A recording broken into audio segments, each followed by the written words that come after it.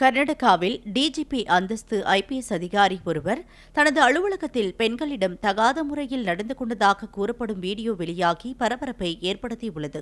கர்நாடகாவில் சிவில் உரிமைகள் அமலாக்க இயக்குநரகத்தின் டிஜிபியாக இருப்பவர் ராமச்சந்திர ராவ். இவர் தனது அலுவலகத்தில் பணி நேரத்தில் பெண்களுடன் நெருக்கமாக பழகிய வீடியோக்கள் வெளியாகியுள்ளன. அவர் பெலகாவியில் இருந்தபோது இந்த வீடியோக்கள் எடுக்கப்பட்டதாக தெரிகிறது. பெண்களுடன் ராமச்சந்திர ராவ் இருப்பதை யாரோ மர்ம நபர்கள் ரகசியமாக வீடியோ எடுத்து வெளியிட்டிருக்கலாம் என்ற சந்தேகம் எழுந்துள்ளது.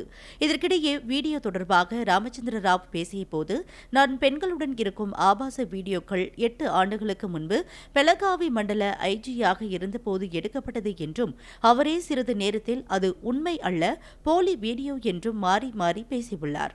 விரைவில் டிஜிபி ராமச்சந்திர ராவ் மீது துறை ரீதியான நடவடிக்கை பாயும் என்று கூறப்படுகிறது.